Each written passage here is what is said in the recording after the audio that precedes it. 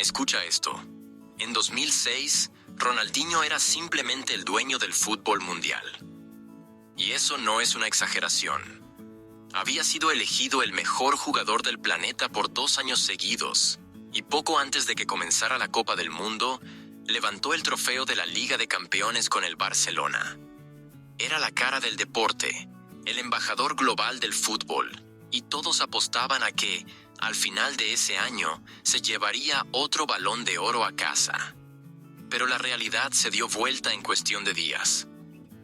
En menos de 3 semanas, en Brasil, las personas que lo idolatraban prácticamente estaban quemando sus homenajes. Ronaldinho no solo estuvo muy por debajo de las expectativas, se fue del Mundial sin marcar ningún gol. Y peor aún, fue eliminado por un Zidane de 34 años que ya estaba a días de retirarse. Eso dejó cicatrices. Según relatos de su compañero Alexander Hleb, empezó a presentarse a los entrenamientos frecuentemente borracho o con resaca. En poco tiempo, dejó de ser convocado a la selección por casi un año. Guardiola, al asumir el Barça, hizo cuestión de sacarlo del plantel, alegando que era una mala influencia para el crecimiento de Messi. Cuando se fue al Milan, la imagen que el mundo tenía de él era la de un ex-crack descuidado, fuera de forma y sin enfoque. Pero aún así, 2 años después, silenció a los críticos. Se convirtió en el goleador del Milan y el principal asistente del fútbol italiano, con un promedio de participación en goles cada 98 minutos. En Brasil, casi el 90% de la población quería ver su nombre en la lista del Mundial de 2010. Pero cuando salió la convocatoria, Ronaldinho quedó fuera. Muchos dijeron que ese era el final, pero fue exactamente por eso que se hizo este video, para mostrar que estaban equivocados.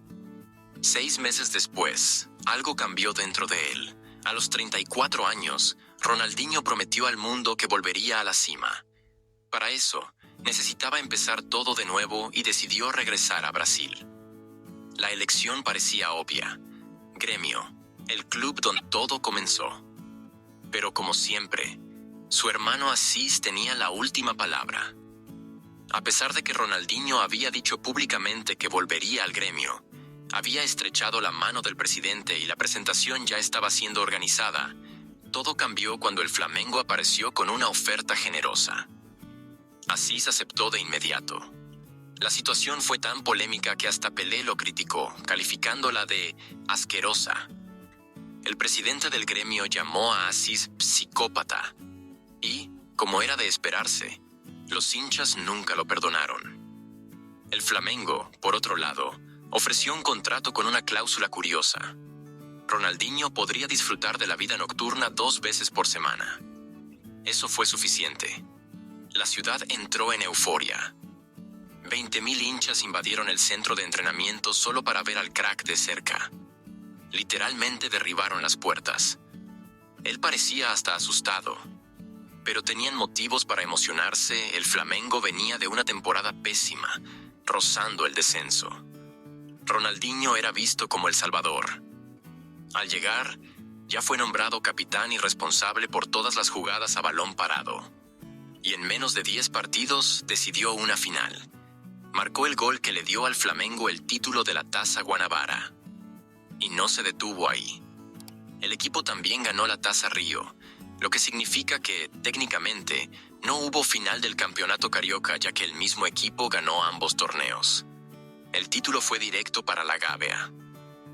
Pero no te engañes, Ronaldinho no se convirtió en santo de la noche a la mañana. Seguía siendo visto en fiestas, y la hinchada empezó a irritarse. Surgió hasta el disque dentuso, una línea telefónica donde los hinchas podían denunciar si veían a Ronaldinho en alguna discoteca. La idea era rastrearlo, mandar a alguien a buscarlo y llevarlo a casa. Y créelo, dijeron que se recibieron más de 4.000 llamadas, aunque la mayoría fueron bromas. A pesar de eso, Ronaldinho empezó a volar. En 13 partidos, hizo 12 goles y dio 5 asistencias. Y entonces llegó el partido más legendario de todos. Santos contra Flamengo. Neymar contra Ronaldinho. Uno acababa de ganar la Libertadores, El otro comandaba un Flamengo invicto en 42 partidos. A los pocos minutos de juego, el Santos ya ganaba. Neymar marcó un golazo antológico. Pero Ronaldinho respondió con 3 goles, incluyendo uno por debajo de la barrera y el gol de la victoria. Tras un regate genial, fue considerado por muchos como el partido del siglo. El Flamengo llegó al liderato del Brasileirao, algo que solo había conseguido una vez en los últimos 19 años. Y con eso, Ronaldinho fue convocado de nuevo a la selección. Pero detrás de escena, todo estaba ardiendo. El contrato millonario solo fue posible gracias a un acuerdo con la empresa Traffic. Cuando la sociedad se rompió y los pagos se detuvieron, el rendimiento de Ronaldinho se desplomó. Dejó de marcar goles y el equipo comenzó a caer en la tabla. Los rivales se divertían con la situación. Los hinchas del gremio, por ejemplo, levantaron billetes de $1 con la cara de Ronaldinho mientras goleaban al Flamengo por 4-2. Aún así, el crack terminó el año como máximo goleador del equipo, y la directiva prometió resolver el tema financiero con dinero de su propio bolsillo. Se quedó una temporada más, e incluso volvió a jugar bien. Clasificó al equipo a la Libertadores con un gol y una asistencia. Lideró el torneo en asistencias y mantuvo al Flamengo entre los primeros de la tabla. Pero la gota que colmó el vaso llegó cuando Asís perdió el control. Entró a una tienda del club, tomó 40 camisetas y trató de salir sin pagar, diciendo que el Flamengo le debía a Ronaldinho mucho más de que esas camisetas valían. La situación se volvió insostenible, diciendo que le debían a su hermano mucho más dinero del que valían esas camisetas. Pocos días después, explotó la bomba. Ronaldinho demandó al Flamengo en la justicia y pidió la rescisión inmediata del contrato, alegando sueldos atrasados. La afición se dividió. La mitad lo comprendía. Al fin y al cabo, nadie trabaja gratis. Pero la otra mitad se sintió traicionada. Aquel que, por un breve momento, parecía haberse convertido en la redención del Mengão, ahora les daba la espalda en plena temporada. Fue el fin de una era intensa, caótica y gloriosa. Poco tiempo después, Ronaldinho apareció entrenando con el Atlético Mineiro. Y una vez más, Brasil dudó. Muchos decían que ya estaba acabado, que solo sería una sombra de lo que fue. Pero lo que ocurrió después, nadie estaba preparado para verlo. Porque Ronaldinho estaba a punto de liderar a uno de los equipos más memorables de la década. Bajo el mando de Cuca y con compañeros como Diego Tardelli, Jo y Bernard, el Galo se convirtió en una máquina, y Ronaldinho era el cerebro. Su toque de balón, visión de juego y liderazgo llevaron al club a un nivel que jamás había alcanzado. La final de la Libertadores. Y no fue fácil, y el Galo fue campeón de América por primera vez en su historia. Ronaldinho lloró. De verdad. Por primera vez en años, parecía que había reencontrado el amor por el juego. Fue elegido el mejor jugador del torneo, y en ese momento, el mundo volvió a reconocerlo. En 2013, fue uno de los 3 nominados al premio de Mejor Jugador de América. Aún así, la CBF lo ignoró. Felipao no quiso llevarlo a la Copa Confederaciones. Y una vez más, Ronaldinho sintió que su redención internacional le había sido negada. Aún así, siguió firme. Ganó la Recopa Sudamericana contra Lanús, fue campeón mineiro y disputó el Brasileirao con dignidad. Pero con el tiempo quedó claro, el físico ya no acompañaba a la genialidad. En 2014, rescindió contrato con el Galo y, para sorpresa de todos, terminó en el Querétaro de México. Sí, el Querétaro. Mucha gente se rió de la elección, pero a Ronaldinho no parecía importarle. Quería jugar, divertirse, encantar.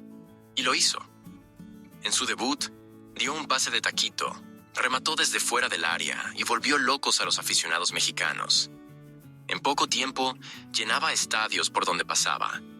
Y aunque muchos lo veían como un turista de lujo, llevó al modesto club mexicano a la final del campeonato nacional. Sí, Ronaldinho llevó al Querétaro a la final de la Liga MX.